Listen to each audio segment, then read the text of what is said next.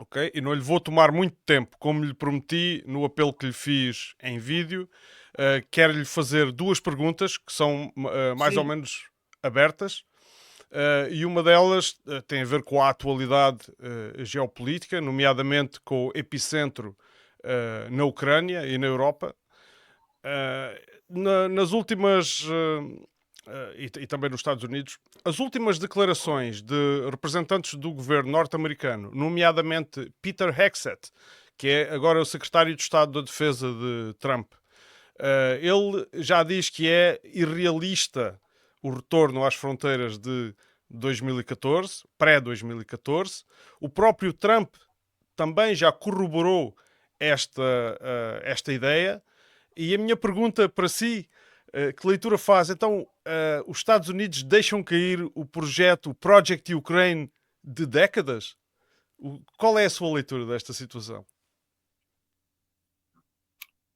bom, o projeto Ucrânia está passando por uma reformulação, para citar aquela imbecil alemã Annalena 360 graus, uma reformulação de 360 graus.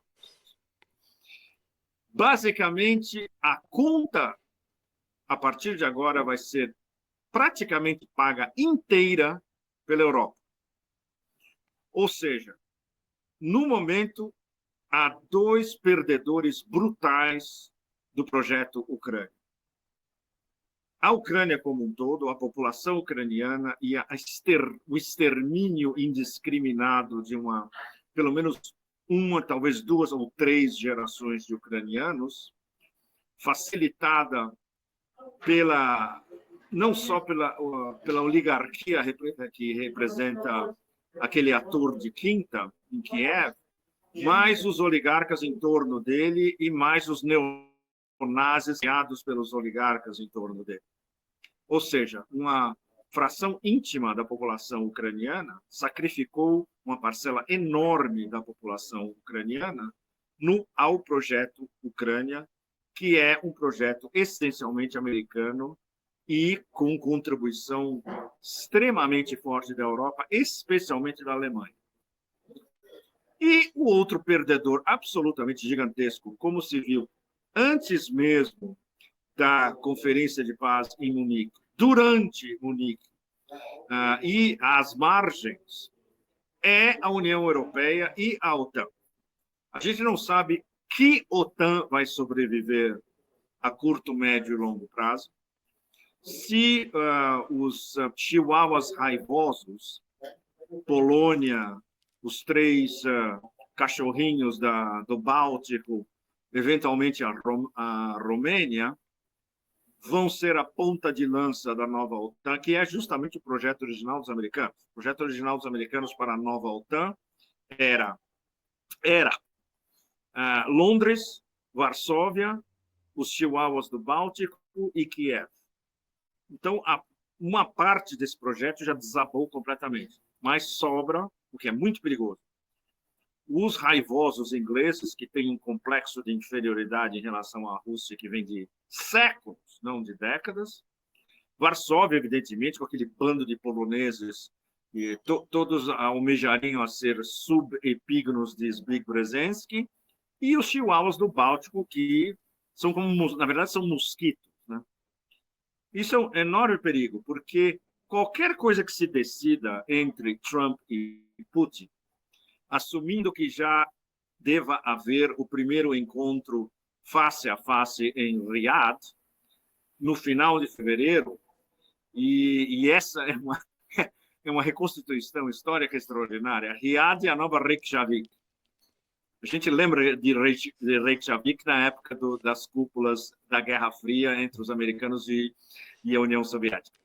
Agora, a nova Reykjavik é Riad, sob patrocínio, evidentemente, de Mohammed bin Salman, que se dá muito bem com os dois povos. Ou seja, é o host perfeito. Ou seja, essa reorganização em termos de implodir quase simultaneamente a União Europeia e a OTAN perpetrado por Trump 2.0 já está em andamento acelerado. E isso a gente viu essa semana nas expressões contorcidas dos sublíderes de quinta categoria da Europa inteira. Não só em Munique, como em torno. Eles estão começando a perceber que a conta vai ter que ser paga por eles com dinheiro que eles não têm, ou seja, a grana que eles vão ter que pedir emprestado ao sistema financeiro internacional, aos abutres de sempre, que eles não vão ter como pagar, porque estão praticamente todos eles endividados até a medula e além, e ainda por cima o fato de que eles não vão ter nada em volta, porque os lucros, o eventual ressarcimento de tudo que foi dado, teoricamente, tudo que foi dado como ajuda à Ucrânia, Trump já está emitindo a nota. E a nota é sensacional. A nota são 500 bilhões de dólares em rare earths, em metais raros, que, por sinal, o que sobra da Ucrânia não tem, porque 70% desses metais raros e das rare earths estão em território de Novorossia, controlado e continuará a ser controlado pela Rússia, que será parte, já é parte e será parte da Federação Russa. Então, essa reformulação em uma questão de semanas é absolutamente extraordinária. Que finalmente a conta está sendo apresentada, os Estados Unidos querem sair, sob Trump 2.0, querem sair dessa operação com um lucro fenomenal, e certamente é o que vai acontecer. A vassalização ainda maior da Europa inteira, tanto a União Europeia quanto a OTAN, e o fato de que as duas estão imbricadas. Na verdade, a União Europeia é como se fosse o braço de relações públicas da OTAN, fundamentalmente. Vão ter que pagar a conta e vão ter todos que pagar 5% do PIB em armamentos que eles vão comprar dos Estados Unidos, evidentemente. Ou seja, Trump 2.0, o lucro é extraordinário. E isso ele conseguiu soltando algumas frasezinhas de efeito mais do que eficientes, e os chihuahuas todos estão em debandada, desesperados, tentando uma contenção, que não vão conseguir, evidentemente. Quanto ao que vai ser discutido na prática a partir desse primeiro encontro, provavelmente em Riad no final do mês, ninguém sabe. E isso é a questão que, claro, todos nós vamos estar acompanhando cada sorrisinho, cada ciscadinha, cada olharzinho dos dois lados. Mas, por exemplo, algo que entre ontem e hoje eu já consegui mais ou menos estabelecer do lado de Moscou, 2 dos enviados da delegação russa para esse primeiro encontro, Ushakov e Narishkin, esses caras, eles comem americanos no café da manhã, almoço, jantar e no nightcap. Então vai ser uma maravilha ver esses caras sentados na mesma mesa com esses americanos que não têm noção nenhuma, não só da guerra da Ucrânia como um todo, como dos prolegômenos da guerra, até onde vai a guerra, o que implica a guerra. Então vai ser muito interessante ver o que esses caras vão discutir na mesa, o que vai vazar para todos nós, o que esses caras vão discutir na mesa. Mas esse é o ponto que a gente está. A gente está no ponto de esperar para ver o que acontece. Muito bem. E o que é que se adivinha? É a segunda pergunta. Então, como é que fica o atual regime em Kiev? Como é que fica Zelensky? Como é que fica todo este regime que depende desta ajuda, em quase 100% desta ajuda dos Estados Unidos, porque sem ela não poderá fazer frente ao exército russo. Ela mesmo assim já tem muita dificuldade, mas sem ela então será mesmo o colapso total. Como é que fica Zelensky? Como é que fica este governo? Qual é o futuro da Ucrânia a curto prazo? Ou a Europa consegue segurar isto? A Europa conseguiria segurar se eles tivessem dinheiro para pagar essa conta absurda que eles não têm, né? Bom, esse é o primeiro ponto. O segundo ponto, Zelensky é um ator e é totalmente dispensável. E a partir de agora, ainda mais dispensável. O próximo líder da Ucrânia, com certeza quase absoluta, é Zaluzhny. Não é por acaso que ele é agora embaixador, entre aspas, em Londres. Zaluzhny está sendo ensinado pelo MI6, tipo, acorda de manhã e vai para a escola às 8 horas da manhã, ele vai ter que ler todas as liçãozinhas e de tarde ele vai ter que repetir a liçãozinha. Ele está aprendendo a como ser o líder da Ucrânia diretamente do MI6. Isso já está praticamente garantido. O que ele vai fazer, ninguém sabe, mas ele vai seguir a agenda estabelecida pelos britânicos. O que vai acontecer com a OTAN, ninguém sabe, mas basicamente a OTAN, a partir de agora, vai ser sob domínio totalmente britânico. Os Estados Unidos não querem saber de OTAN. Para Trump 2.0, a OTAN é um peso. A única coisa que serve é se paga 5% e se joga um monte de dinheiro em cima e se compra todas as armas falidas ou não falidas do complexo industrial militar americano. Porque a guerra, entre aspas, metafórica, híbrida, fria, caindo para quente, para Trump 2.0 é a China, especialmente a guerra tecnológica com a China. Essa é a única guerra que interessa à equipe Trump 2.0 e as elites da costa leste americana que controlam o jogo mesmo. Os caras que mandam, follow the money, os caras que mandam mesmo na América e que estão retraídos, são os que não aparecem na imprensa. Esses são os caras que mandam mesmo. São os caras que vão no Harvard Club em Nova York, em reuniões privadas, e decidem o futuro da América e do resto do planeta. Não são esses vagabundos que vão no Bilderberg, em Davos, não sei o que. Eles são mensageiros. Os caras que mandam mesmo, eles não aparecem. E são esses caras que, entre eles, falaram, bom, uma boa ideia ter o Trump agora de novo. Porque ele vai virar o cassino de ponta cabeça, vai ser do nosso interesse, porque vai ser um império remodelado e dessa vez absolutamente brutal. No início, nos primeiros dias, eu estava pensando em denominar como um império brutalmente benigno. Não tem nada de benigno em Trump 2.0. É o império, é o brutalismo absoluto imperial.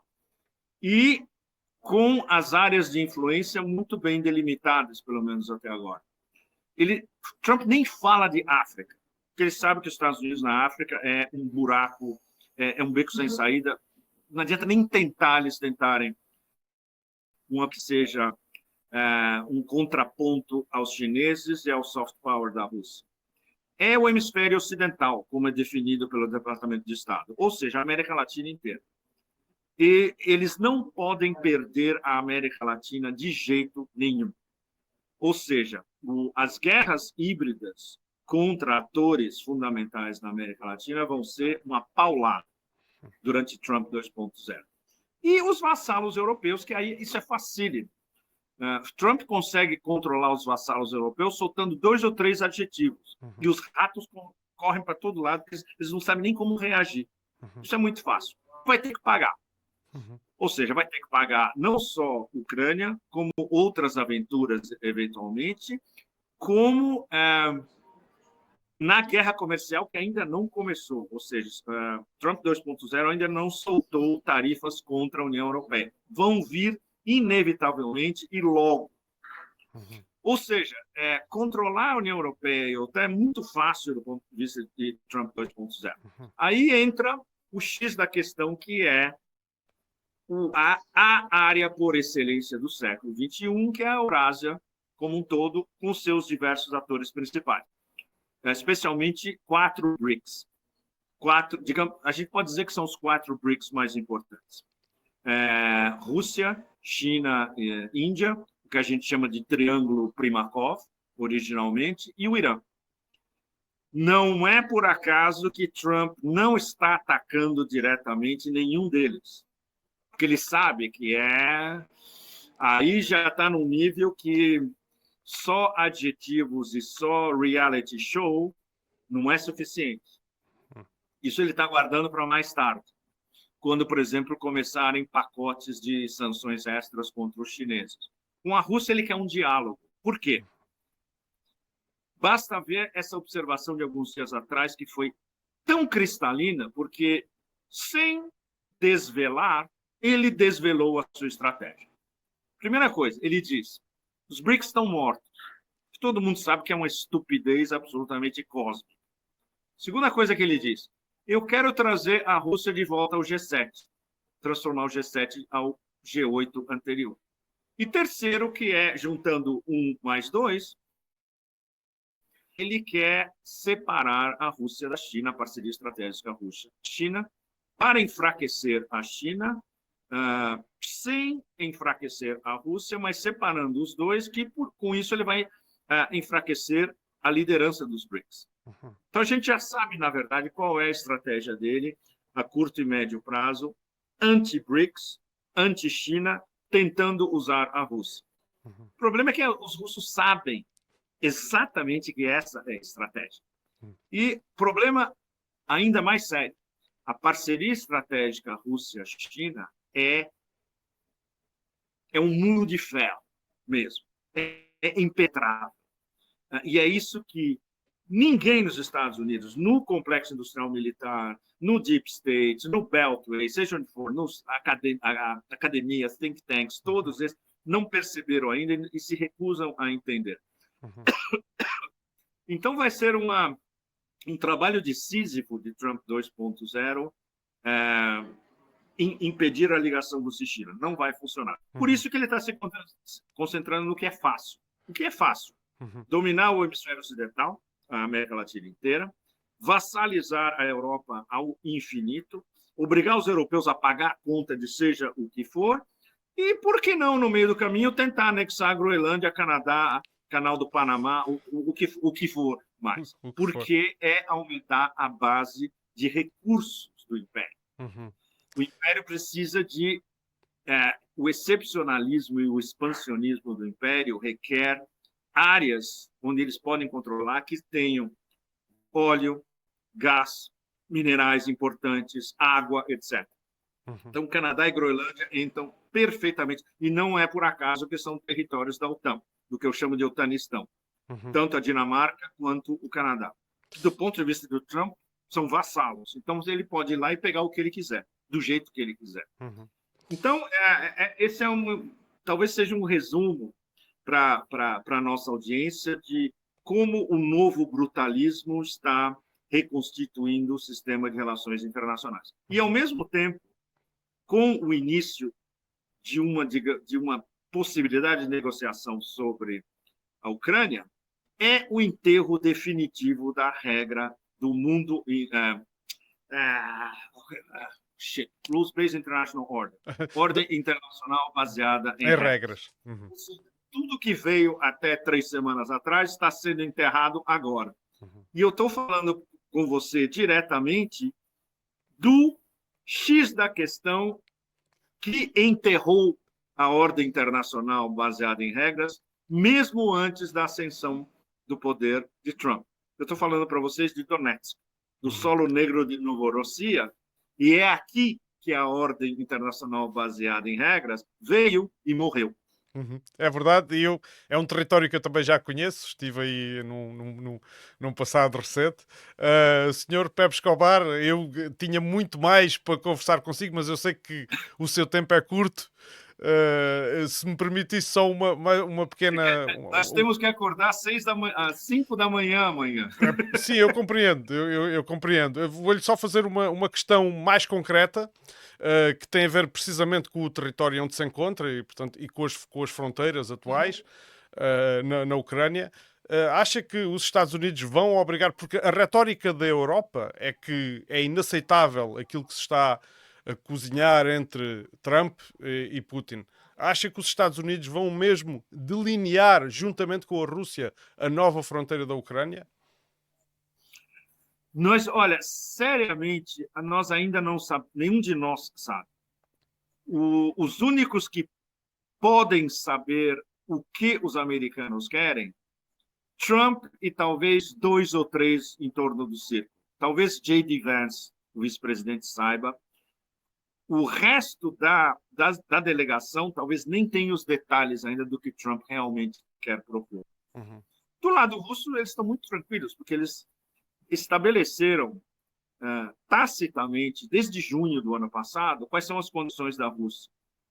E isso deveria já ter sido estudado pela equipe de Trump. Pelo que o general Kellogg, que é visto aqui em Moscou como uma relíquia da Guerra Fria, andou dizendo nos últimos dias, ele não fez a lição de casa. Ainda não entendeu.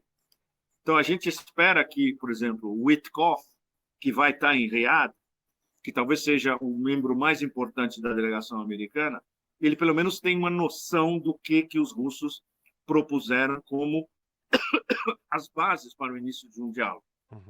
Inclusive as novas fronteiras da Ucrânia, que vão ter que ser decididas nessa negociação, porque sem definição dessas fronteiras é impossível um mínimo de delinear o final da guerra. Os russos não querem um cessar-fogo, os russos não querem um Minsk III, os russos não querem uma pausa que vai postergar a guerra e a guerra vai voltar daqui a 4, 5 anos. Eles querem uma solução final definitiva. E isso vai ser exposto diretamente a Trump, pessoalmente, pelo presidente Putin.